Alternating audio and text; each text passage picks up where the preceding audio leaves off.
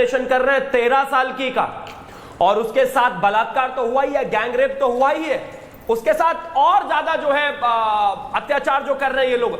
अखिलेश यादव ने एक coat retweet करते हुए लिखा है, मैं उस पर भी आऊंगा, लेकिन जो ट्वीट किया है उन्होंने वो क्या है, कुकृत्य के मामले पर जिन पर भी आरोप लगा है उनका डीएनए टेस्ट कराकर इंसाफ का रास्ता निकाला जाए, न कि केवल आरोप लगाकर सियासत की जाए। जो भी दोषी हो उसको कानून के हिसाब से पूरी सजा दी जाए, लेकिन अगर डीएनए टेस्ट के बाद आरोप झूठे साबित होते हैं तो सरकार के संलिप्त अधिकारियों को भी नहीं बख्शा जाना चाहिए। यही न्याय की मांग है। एक जौनपुर में रेप हुआ था, उसकी कोर्ट रिट्वीट करके लिखा है। जिस रेप के ऊपर आपने कोर्ट रिट्वीट करके लिखा हुआ है वहां तो बच्ची प्रेग्नेंट है ही नहीं। तो आप जो है अयोध्या की खबर में मोईद खान को सीधा ना सपोर्ट करके एक और रेप की खबर को आधार बनाकर एक बच्ची का कैरेक्टर असैसिनेशन कर रहे हैं। एक 13 साल की बच्ची जो 2 महीने की प्रेग्नेंट है, वो पहले अपने आप को प्रेग्नेंट कराएगी किन लोगों से, फिर उसके ऊपर जो है बलात्कार का आरोप लगाएगी, फिर उसके ऊपर पुलिस में बयान देगी, अपने परिवार और अपनी जिंदगी को बर्बाद करेगी। ऐसा अखिलेश यादव और अवधेश प्रसाद मानते हैं। वो दोनों कह रहे हैं कि डीएनए होना चाहिए 13 साल की बच्ची का। उसकी स्टेटमेंट काफी नहीं है, वो लोग काफी नहीं है, वो बेकरी काफी नहीं है, वो सबूत काफी नहीं है, लेकिन मोईद खान नाम है उसका, इसलिए उस बच्ची का डीएनए टेस्ट होना चाहिए।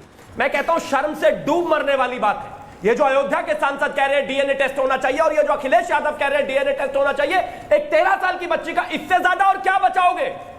धरना तो दोगे नहीं हो सकता है। मैं मानता हूं इससे ज्यादा बुरी स्थिति हो नहीं सकती। और कम से कम इस देश में अब तो उन लोगों को बोलना चाहिए जो फेविकॉल पीकर बैठे हुए हैं कि 13 साल की बच्ची का डीएनए टेस्ट मांग रहा है एक बड़ी पार्टी का अध्यक्ष। देखिए अखिलेश यादव 13 साल की एक बच्ची का डीएनए टेस्ट मांग रहे हैं। मैंने जब उस बच्ची के बारे में पहली बार सुना डीजीपी सर, जब हमने उस बच्ची के बारे में, उसका बैकग्राउंड के बारे में जाना कि कैसे परिवार में पिता नहीं है, उसके बाद बहनें हैं, सब लोग मिलकर मजदूरी का काम करते हैं, और उसके बाद जब ये घटना घटी, बच्ची का वीडियो बनाया गया, उस वीडियो को दिखा कर बार बार बलात्कार किया गया। ये जब आप इस खबर को पढ़ते हैं या जानते हैं तो आपके रोंगटे खड़े हो जाते हैं। आपको लगता है छोटी बच्ची के साथ इस तरह की हरकत हो रही थी, और जब वो बच्ची हिम्मत कर इस मामले के बारे में कुछ कहती है तो फिर धमकियां मिलती हैं। ये बहुत सोचकर बुरा लगता है सर कि ये अभी भी इस देश में ऐसी घटनाएं हो रही हैं, और जब उनको संरक्षण मिलता है तो खून खौल जाता है। DGP sir. सुचरिता जी, खून खौलता ही नहीं, बिल्कुल आदमी ऐसे पशुओं को जिनका पार्श्विक कृत्य है उनके ऊपर जो भी कार्रवाई की जाए वो कम होगी, छोटी होगी, और पूरे समाज को खड़ा हो जाना चाहिए ताकि इस पशु के खिलाफ वो कार्रवाई करे जो इतिहास रचे और नजीर बने, दोबारा कुछ थर्रा जाए। हम उसके बचाव के रास्ते ढूंढे। डीएनए टेस्ट में क्यों होना चाहिए? सुप्रीम कोर्ट, हाई कोर्ट ये कहते हैं कि पीड़िता का एक बयान काफी है सजा देने के लिए। आप ये कहिए तुम्हारे भागने के सारे रास्ते बंद हैं। अगला सेंटेंस क्या होगा वो सुनिए कि डीएनए टेस्ट दरअसल वॉशिंगटन में होना चाहिए, एफबीआई की लेबोरेटरी में। अगर वहां भी अगर रिजल्ट माकूल ना आए तो लंदन में स्कॉटलैंड यार्ड की उसमें कराइए, और तब तक कराइए जब तक कि उसको लाभ न मिल जाए। आपकी इत्तला के लिए अर्ज है श्रीमान जी कि डीएनए टेस्ट कोई कंक्लूसिव टेस्ट नहीं है। पीड़िता का बयान और परिस्थिति जनसाक्ष्य सर्कमस्टेंशियल एविडेंस पर्याप्त है। और यहां तो सारा चीख चीख के कह रहा है कि उसका वीडियो आपने बनाया और कुछ चाहते हो बेशर्मी के साथ, जिस तरीके से बलात्कारी के साथ खड़े हो, और कौन सी तुम राजनीतिक स्वार्थ सिद्धि करोगे और कितना नीचे जाओगे।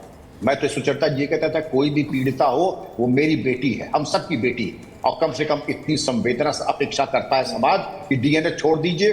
पहले तो जो हो रहा है बुलडोजर कांड वो बिल्कुल सही हो रहा है, और कुछ भी हो सकता है वो भी होना चाहिए। मैं ये भी कहना चाहूंगा कि 2 नेता जो बेशर्मी के साथ उनके साथ धमकाने की कोशिश कर रहे हैं उनको भी लार्जर कॉन्स्पिरेसी में जेल भेजना चाहिए, और मामूली धाराओं में नहीं, रासुका के अंतर्गत वो भी जेल में जाए और सुसंगत धाराओं में जाए। इस तरीके का मजाक न बनाने की कोशिश करें कि बच्चे हैं, बच्चों से गलती हो जाती है। एक तरफा कार्रवाई की बात आती है तो कार्रवाई क्या 2 तरफा होगी? जो आरोपी है उसी के खिलाफ तो कार्रवाई होगी। क्या आप चाहते हैं कि जो वहां पर पान की दुकानें हैं उनके ऊपर भी कार्रवाई हो? जो आरोपी है, जिसने सहयोग किया, जिसने मदद की, उसको मिट्टी में मिलना है, समाप्त होना ही होना है। और वाकई ऐसा है। सुचरिता जी इसको कहते हैं ऐसा कहर आया कि आशिक इश्क भूल गया। जब तक ऐसा संदेश नहीं जाएगा जो कि जा रहा है, और जो उनकी मदद में खड़े हैं उनको भी सुचरिता जी आपके चैनल के माध्यम से मैं कहूंगा उनको भी नेस्तनाबूद कर दें। और जो इससे सहमत है जरा मुझे बता दें, मैं बता दूंगा कि हम लोगों ने और क्या क्या किया इसके बाद। देखिए डीजीपी सर, आप इतने अनुभवी हैं, मैं कितनी बार अपने शो में आपसे क्राइम को लेकर और उसको कैसे रोका जाए उसे लेकर बात करती हूँ। इतना बुरा लगता है, कई बार ऐसा लगता है कि हम लोग आवाज उठाते हैं, लेकिन इन बच्चियों के साथ जो कुछ हो रहा है उस पर उनके चुने हुए प्रतिनिधियों को तो सबसे पहले हल्ला करना चाहिए। जितना हल्ला हुआ वरुण जी, जितना हल्ला हुआ अयोध्या की जीत का, उसका 1% भी हल्ला अगर हो जाता इस बलात्कार की घटना पर, तो शायद तस्वीर अलग होती। लोगों को भरोसा जागता कि भाई कांग्रेस पार्टी भी, समाजवादी पार्टी भी अपने लोगों के साथ खड़ी हुई। और जब मैं अपने लोग कहती हूं तो नेता लोग नहीं जिन्होंने ये कांड किया है, अपने लोग यानी अपनी जनता। वरुण जी। सुचारिता जी, ऐसी जो विषय होता है उस पर डिबेट करने में बड़ा मतलब इच्छा नहीं होती है। छोटी सी बच्ची के साथ ऐसा कृत्य, जघन्य कृत्य, अक्षम्य कृत्य, मैं तो कह रहा हूँ इसको आप बुलडोजर क्या होता है, आज 2 दिन में 3 दिन में जैसे फास्ट ट्रैक कोर्ट विदेशी महिलाओं के साथ कोई हो जाता है, डीजीपी साहब से पूछ लीजिए, तो 8 दिन में, 10 दिन में, 15 दिन में सारा प्रोसीजर पूरा करके उसको सजा दी जाती है। तो क्यों नहीं ऐसे आदमी को आप सार्वजनिक रूप से फांसी लटकाइए। आप जब तरह तरह के अमेंडमेंट्स करते हो कानून में, खुद के इंटरेस्ट के तो सारे नेता लोग कर लेते हैं, संसद चल रही है, एक अमेंडमेंट करो कि ऐसा जो भी जघन्य अपराध है 15 दिन में उसको सार्वजनिक फांसी होनी चाहिए। क्योंकि वो अगर आप नहीं करोगे तो जनता सुधरेगी नहीं, ये जो गुंडागर्दी कर रहे हैं सुधरेंगे नहीं। सबसे पहले पॉजिटिव मोड पे जो गोमती नगर में एक्शन हुआ, अयोध्या में एक्शन हुआ, उसको मैं अप्रिशिएट करता हूँ। लेकिन अब क्रिटिकल एनालिसिस हम करते हैं राजनीतिक सामाजिक दृष्टि से, तो राजनीतिक दलों को एक होकर के इसमें आना चाहिए था सबसे पहले। दूसरी बात, 7 साल से योगी जी की सरकार, मतलब नहीं आए ना, कोई सरकार बलात्कार का केस चिन्मयानंद जैसे का वापस ले लेगी, यानी नहीं वो मैं कह रहा हूँ उस बात पे भी। लेकिन सरकार का क्रिटिसिज्म भी जरूरी है। हाँ।